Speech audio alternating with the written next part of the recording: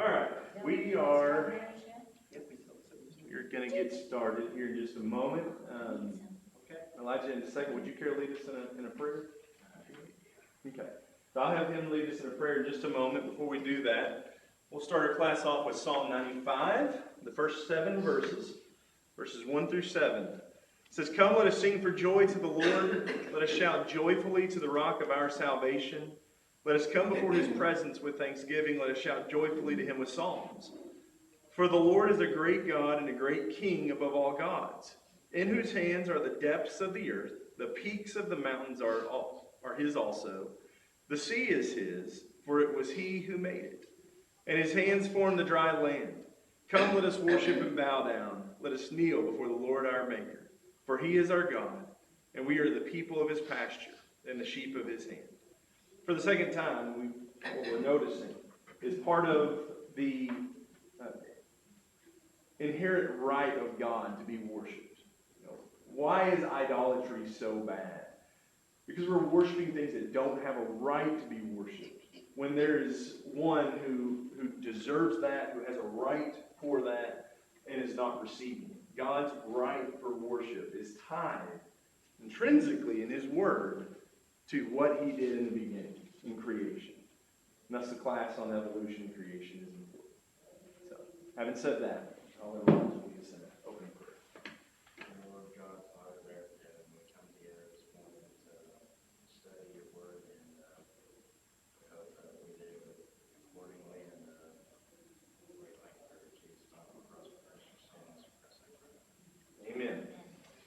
So I'm going to take us back a step. We got into this a little bit on Wednesday, but for some of you all, this will be fresh for you. So we wrapped up theistic evolution. We're going to start getting into some, I call it doctrine, dogma, things that evolutionary believers will teach that prove evolution exists.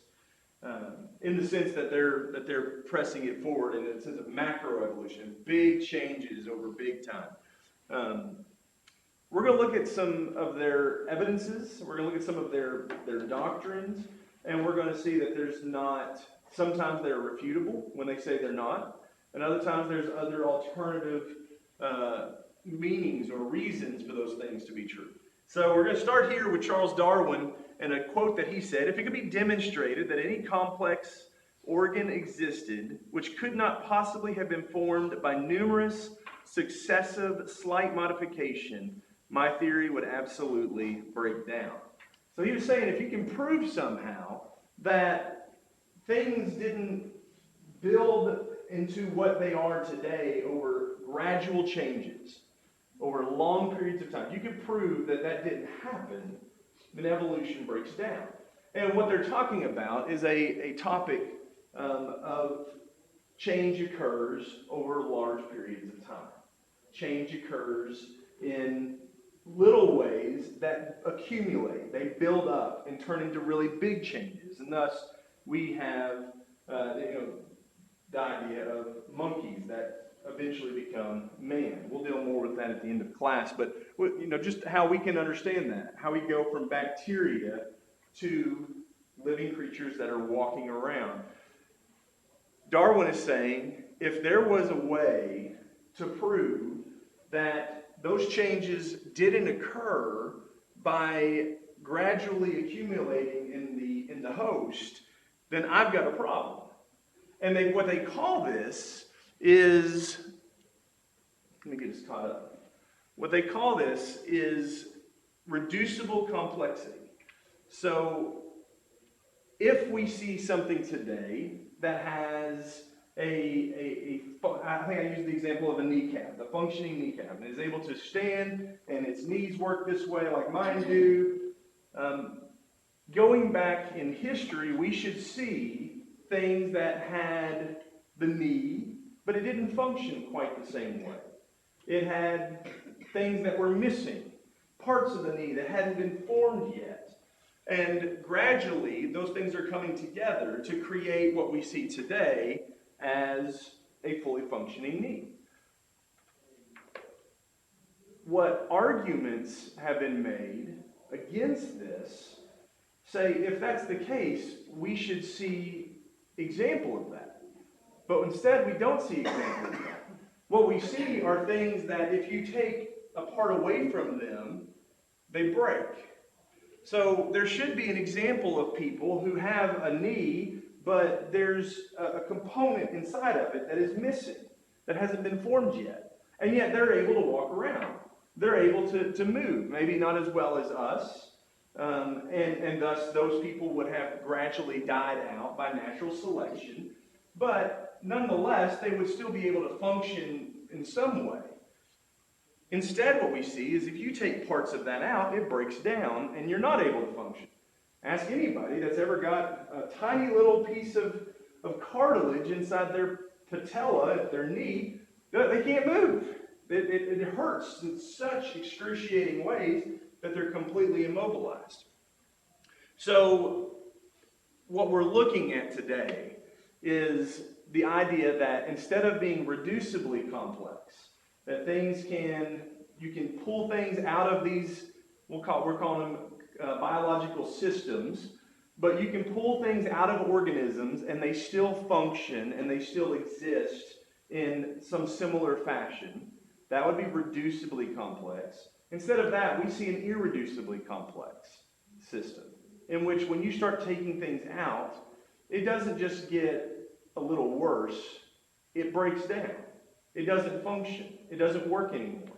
And thus saying and suggesting that the organisms that we see today, the complex biological systems that we see today, came about not being formed slowly over time, but coming quickly into the existence that they are, into the beings that they are. So that's what we're going to spend a little bit of time trying to do. And we're going to start off by not looking at systems, but looking at machines. And thus Miss Carol was hinting, we're going to take a motor apart this morning. The combustion engine is a complex machine, to say the least. Now, maybe not to Randy Davis, and I would love to have had him come in here and just give us a walkthrough of what an engine does. He helped me replace the engine in my Jeep, and when I say help, what I really mean is I stood by the side with a screwdriver going, what part do I take off? And he said, just take them all off. But I was like, no, I'm scared to do that. So Randy really understands what I've got on the board behind me here. An engine, we have an exploded view of our engine, and we see parts of it. You have a main engine block. And inside that block, you'll have pistons that are attached to a camshaft.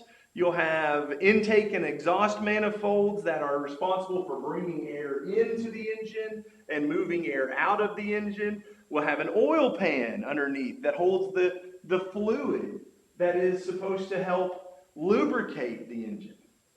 I heard a life hack just literally last night. I thought it was so good. If you have an oil leak, you can put Flex Seal in your oil pan and don't really do this. I'm sorry. This joke's falling flat. So it'll the idea was Flex Seal would fix an oil leak. It'll fix it permanently.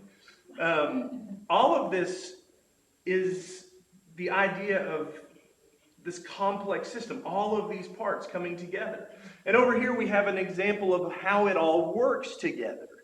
The camshaft being one of the most important parts of the vehicle. The camshaft is responsible for driving the connecting rods that are attached to the pistons that move them up and down inside of the cylinder. As the camshaft rotates, it pulls the piston down, and that draws in fuel and air into the cylinder. And then as it rotates again, it shoves the piston back up, and that compresses. It forces the valve closed that allowed all that to come in, which then, therefore, I didn't really talk about it, but this valve, this intake valve here, that's a pretty important part then, because if that thing stays open, you just spray all your fuel and your air back out the hole that it came in. So that has to shut, and then it compresses everything in there, and then you have an extremely important part, a spark plug, that ignites it all, and the force of that explosion and the camshaft drives the piston back down, and then this time, as it drives it back down, it pulls the exhaust valve open, and so as it pushes it back up, it forces the exhaust out while simultaneously closing the exhaust valve. All of that starts the process over again. That happens It happens hundreds of times a minute as you just sit here idling at a red light, waiting for the light to turn green. This is what's going on in this complex system. Which part is reducible? That's what we're going to just examine for a moment. If reducible complexity, in the sense of we can take things away and it becomes inferior, it won't work as good, but it still exists, it still functions. Which part can we do? We didn't look at it in this one, but you have a computer in your car. The computer tells it when to spark the spark plug, when to give more fuel to it, and adjust the timing so that these things happen perfectly. If we take the computer, the brain of your car out, will it still function? No. No, it'll completely shut it down. What happens on some of your older cars? You maybe set up a computer, you have a carburetor and a throttle body. Whenever you take that out, that carburetor is responsible for delivering fuel to the engine. So you're in effect taking a key component that brings fuel in and you're eliminating it. So if we built an engine and we forgot to put the carburetor on it, will we ever be able to fire that engine up? No. It's not that we're just going to limp along, we're not going to be as fast, we're not going to be as powerful. We're going to be dead in the water. Let's spark plug. Very same thing. But maybe these are key components. These are really important things. We're not talking about organisms that just developed a brain. We're talking about organisms that develop small changes over a great period of time. So maybe we're being unfair. What if we do something small, like the oil pan drain plug? My brother used to work at Valvoline, and they have a customer appreciation day once a year. You can go and you get your oil changed for like $10 or something. Really, really cheap. But every single Valvoline store is competing to see who does the most oil changes on customer appreciation day, because that store, I don't know, gets a pizza party or something. So, typically, you don't want to get your oil changed on this day because they're doing things as fast as they can. Things get overlooked, such as the customer who they said you're all done and pulled off without his drain plug being put back in yet. And that car made it about 100 yards down the road and it started having some very real problems. Can't drive any further. It's going to completely destroy the motor as all the oil drains out of it and it can't be lubricated anymore. Even something as insignificant as a little tiny bolt in the bottom of the oil pan is absolutely necessary. This is not, I probably said this is, and I think I put this on every single one of them. It is not reducibly complex. It is irreducibly complex. So in a complex system like that, we have the idea of irreducible complexity. You cannot take things away and have it still function in the same way. Let's look at another example. This one, far less simple. I don't think there's going to be anybody here that looks at this and goes, okay, I'm lost. With the motor, I am lost on how a lot of things work on it. But understand this one completely. It's a mousetrap. It's a mousetrap, Miss Carol. I know exactly how a mousetrap works. I've been snapped by them enough times to know. We have all the parts up here. You have a platform, usually of wood, a platform that has a hammer, a device in which the mouse will be snapped with, and a spring that is connected to that hammer that provides the driving force to shut that down. You'll have some sort of, they call it a catch here, but some sort of trigger device that the mouse will have to activate for this thing to work, and then you have a hold bar. And that bar is responsible for keeping the hammer back and keeping your fingers safe as you lay it back down. In my experience, those things are not very trustworthy. That is an incredibly simple machine. I mean, it's got 5 parts. Extremely simple. Which part can we reduce out of this system and have it still function in the same way? Again, I don't have to go through and ask all those things. We understand that is not reducibly complex. The simplest of machines, we understand if you take one part of it out, it completely breaks it. It does not just not work as good. It just does not work at all. Now, if you're sitting here thinking, okay, this is true in man-made things, but we're not talking about man-made things. We're talking about nature. Again, taking this from the standpoint of an evolutionist. We're talking about nature. We're talking about things that have occurred over billions of years to finally get things right. They're extremely complex, even more so than the motor, even more so than components that come together to power our cars down the road. Surely we can't treat them the same way. Well, let's try to do that. This is the human eye.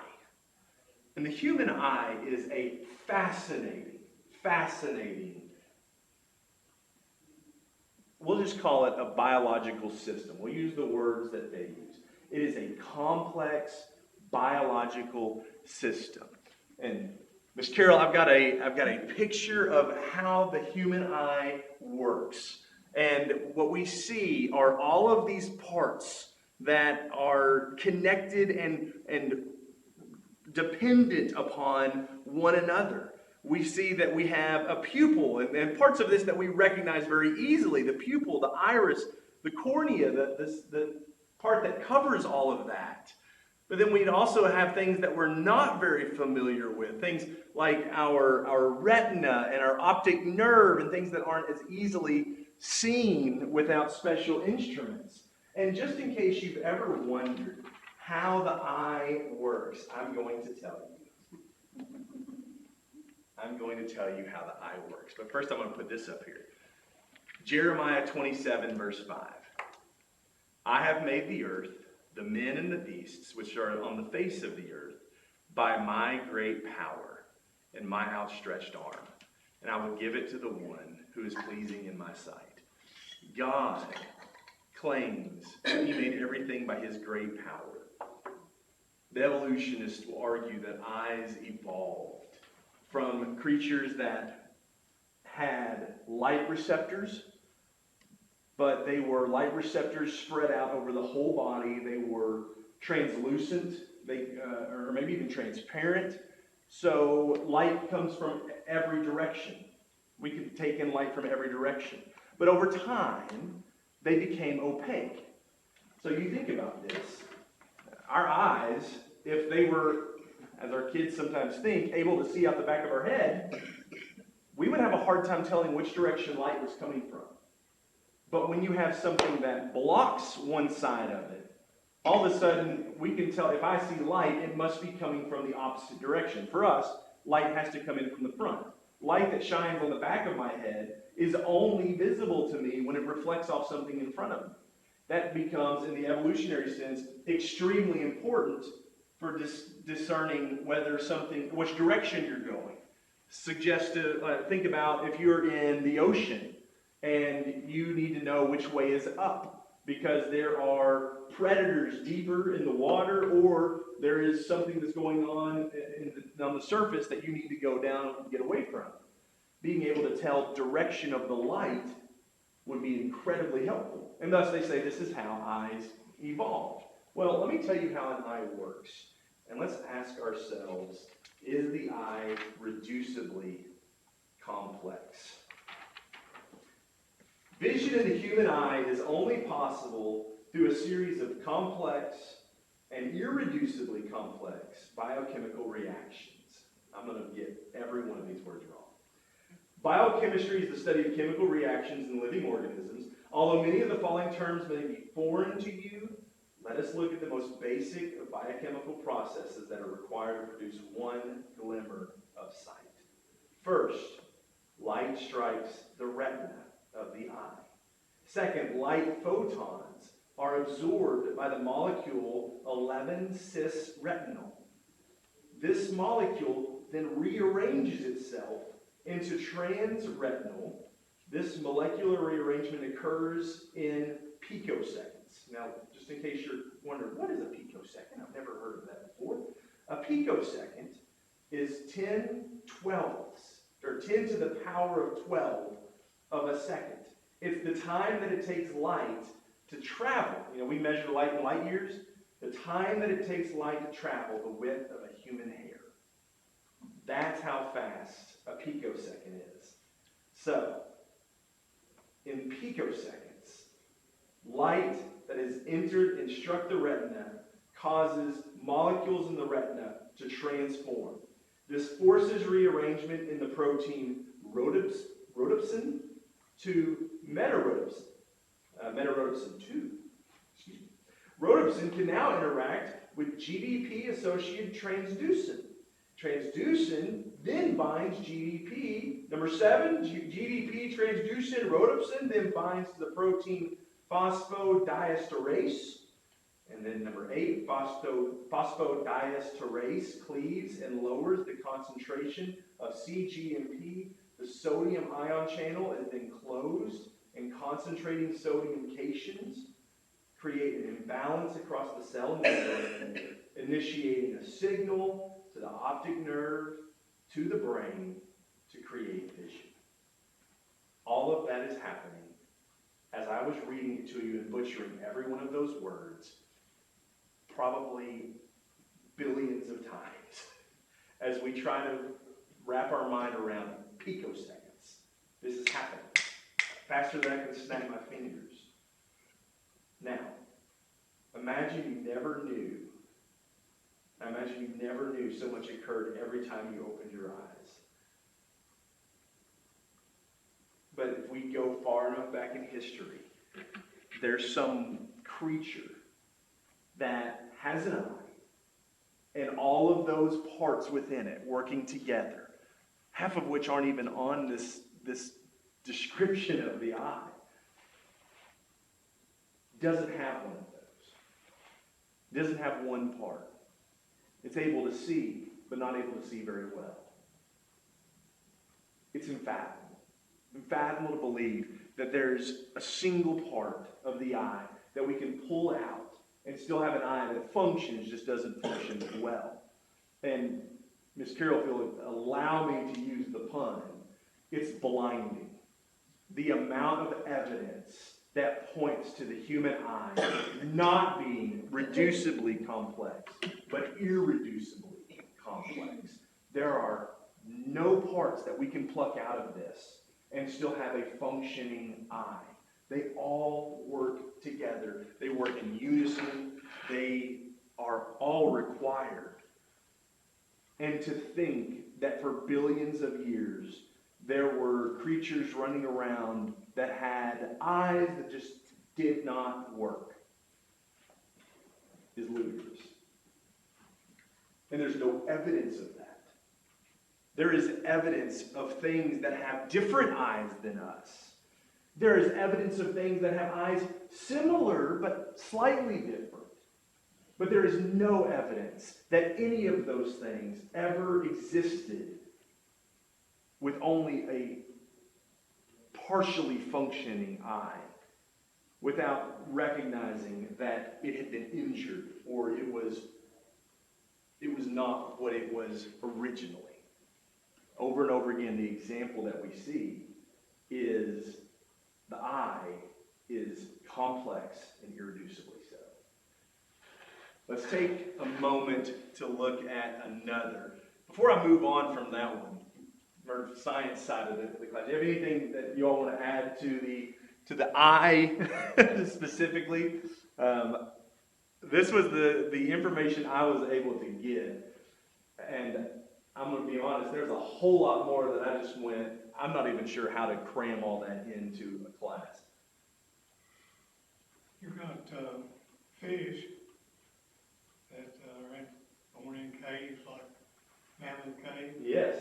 And there's no telling how many million of them have been born in my lifetime.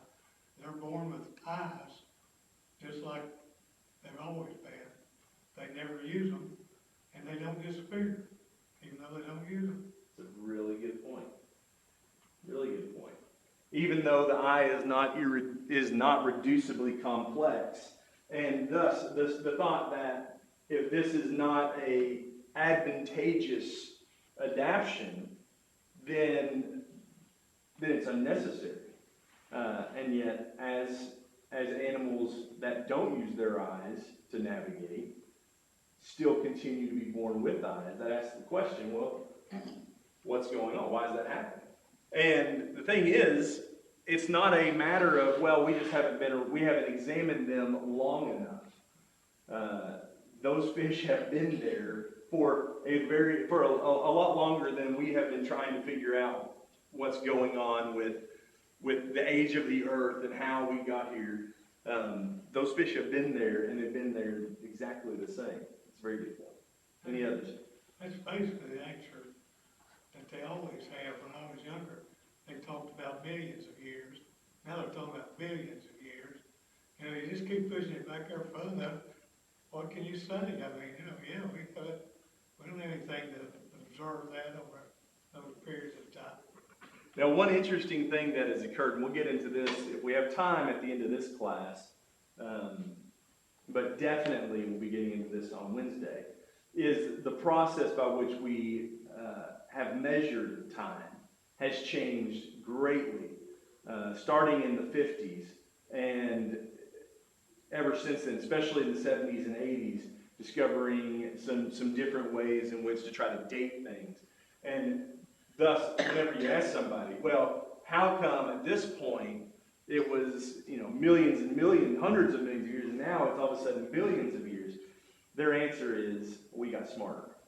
We discovered new things, we discovered new ways that are more accurate. Something I think we'll see as we look at those is we also had to make some very, very big assumptions to get to the places we got to. We're just looking at the eye. It's not like an independent thing. It's not like it exists on its own. You got blood vessels transferring blood to it to make it operate. You've got the optic nerve you mentioned that's connected to the brain. The brain doesn't operate independently. It's connected to other systems. Muscular systems make the eye move, and I suppose the iris to dilate around the pupil and all that kind of. It's all connected. It's not like it exists on its own. It's working in accordance with other things, like the example of the engine. Well, the systems would have to work together. So, yeah. Yeah. And again, it just comes back to the thought that it's almost illogical to think that the eye is reducibly complex, that we could take parts out of that system and it still function, and it still be able to, maybe not as well. I think that would be the argument. They say, well, it functioned, just didn't function as well. It doesn't function at all. It breaks down as you start pulling these parts out. And so if it breaks down, we should have evidence of broken down eyes and creatures that didn't function the way that they should in the past, and we don't. We don't see anything of that. Let me quote Darwin again, specifically on this. To suppose that the eye, with all of its inimitable contrivances for adjusting the focus to different distances, for admitting different amounts of light, and for the correction of spherical and chromatic aberration, could have been formed by natural selection seems, I freely confess, absurd in the highest degree. Even Darwin, when he looked at the human eye, I've got a camera. Darwin didn't have this. I've got a camera in my pocket that I can hold it up and I can look out over this landscape outside, and it's going to see either something close or something far away, and it takes a second for it to figure those adjustments out. But we do it instantly. We do it without even thinking about it. We just do it. The complex nature of the eye is absolutely absurd to think that it happened by accident over billions and billions of years with small changes coming together. It would have needed to be a world of complete blindness, and then suddenly one day could see. That is how we get to the human eye. And that is how we got to the human eye. A world of darkness that became light. So another one that we're going to look at is the flagella. Who knows what a flagella is? It's a mechanism for a single-celled organism to move. It's a motive of movement. Exactly. So a word that we might use to describe that is a motor. It is a motor. We started with a complex motor, and we are ending with a complex biological motor. And the best way that I can describe this, and you all correct me if I'm wrong, is it's kind of like the propeller on your boat. That's something that spins in the water, and it has, your propellers have an angle to them that generates thrust and moves something forward in one direction. You spin it the other way, it'll move you backwards. It's similar to that. This is the flagella. This right here is a bacterial cell. So bacteria exist in a fluid-like substance, and therefore, for bacteria to move about and to be able to feed off other things and to avoid being eaten themselves, they have to be able to move about. The flagella is the way in which they move. And so the flagella, even though bacteria is a complex system, flagella is also a complex system. Within, just like our eye, just like the kneecap, the flagella is a complex system within bacteria. This is a close-up picture. So you can see this long, curly thing. That is this right here. That is this flagella that's coming off. And you can kind of see it in these pictures, how it attaches through the membrane, the cell walls of the bacteria. You have kind of a spot here and a spot there, and they're reflectant down here in this. And so the best way I can describe it, Miss Carol, is if you picture your flagella or your bacteria kind of like a pill, the flagella is like a long hair that's sticking out of one side. And it pierces into the pill, it pierces through the shell, but where it comes through the shell, it has a kind of like a stopper on one side to keep it from pulling out, and a stopper on the other side for keeping it from pushing it. It locks it in place. Right where it comes out of the bacteria's cell membrane, it has what's called a hook. And that hook is what enables it to move in different directions. So if you think about, I'm going to use car terms again. It's just, even though it's limited, it's all I know. So if you think about the hook as a U-joint, a U-joint allows something that isn't parallel. And we think of like, we got a stick and it's rotating in one direction, that's easy. But if we have to all of a sudden make that stick bend, whenever we rotate it, it's going to do that. But we want it to do this. So we put a joint in it that allows it to transfer that motion at a new angle. That's exactly what this does. This transfers motion. You have this yellow part of this. It's called a rod. That rod is being spun by parts down inside of the bacteria. You have the M ring, the C ring, those things, the stators. Those things are spinning that rod. And all of that circular motion comes up to this hook and allows it to bend so that when it comes out the back here, that can spin. And again, just like a propeller, as it spins, it moves it forward. I want to just guess, maybe you guys can know, how fast does this thing spin? Super fast. Super fast. I can't remember the RPMs, but it's super fast. It is super fast. It rotates over 1,000 times per second. They can rotate up to 100,000 rotations per minute. Incredibly fast how this thing is rotating. But here's another complex part of it. You're moving forward, and your propeller back here is rotating at 100,000 rotations per minute, and you need to change directions. The flagella can stop rotating this way and start rotating that way within a quarter turn. I mean, just trying to, a quarter turn, just that. So 100,000 RPM, 100 rotating, you're going around in a circle 100,000 times a minute, 1,000 times a second, going around in a circle, and then within a quarter turn, you stop and go the other way.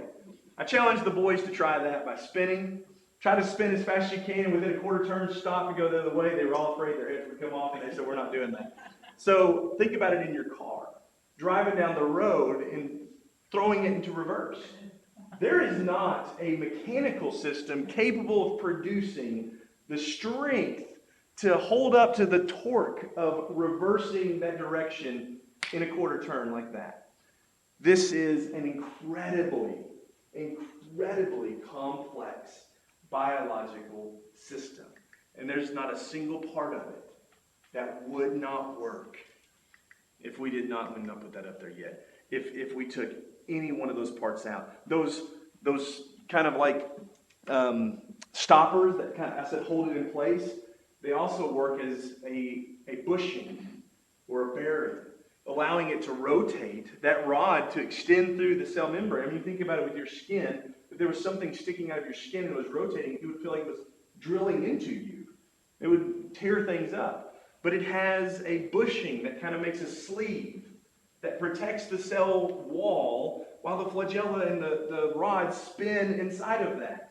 So it doesn't tear up the bacteria as it moves around. I've got Psalm 40 verse 5 up here.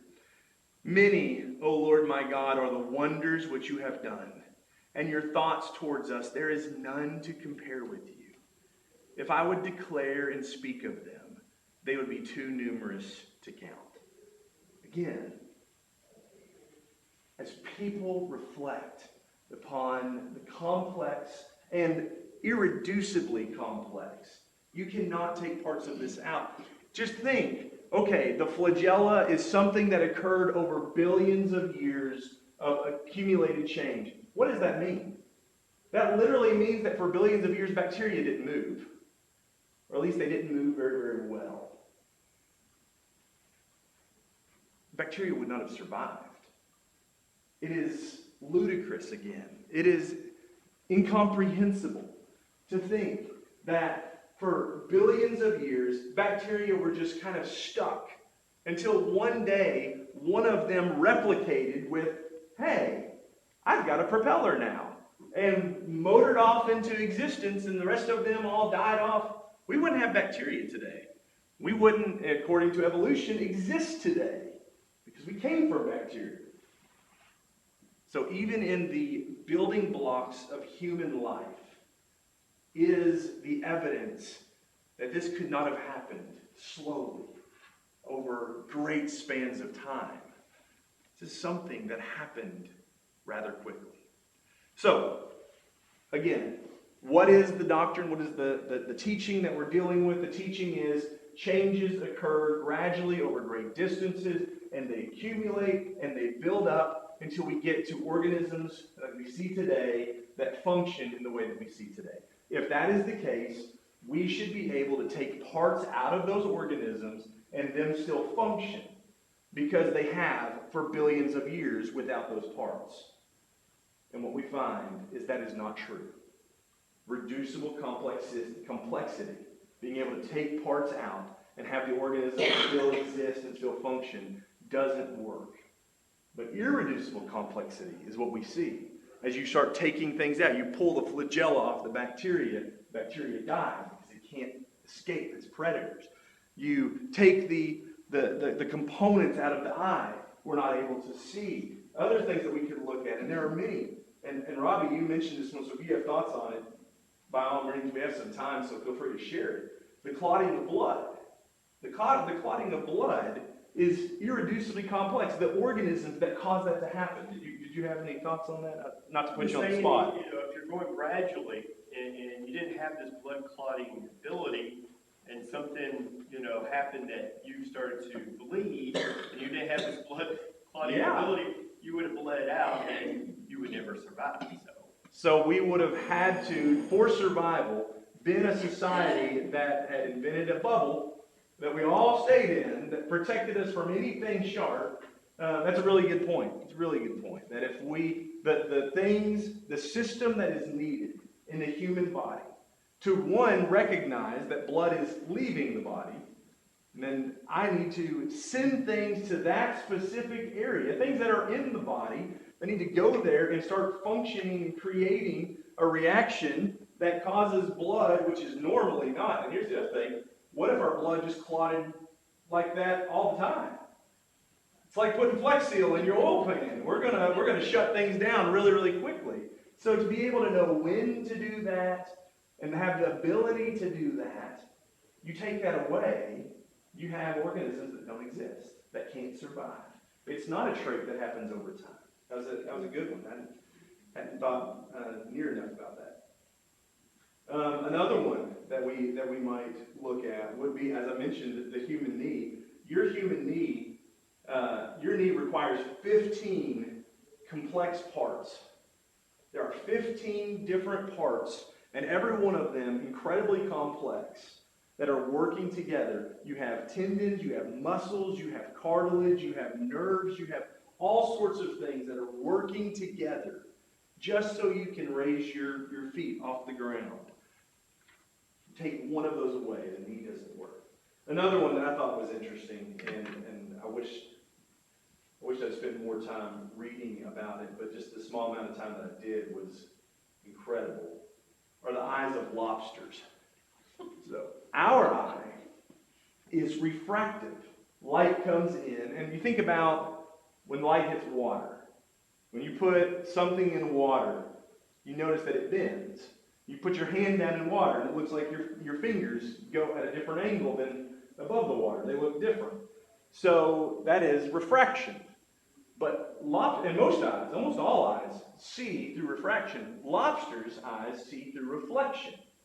And instead of being like that eye that I showed you that has all of those components that are working together and is round, lobsters' eyes are square.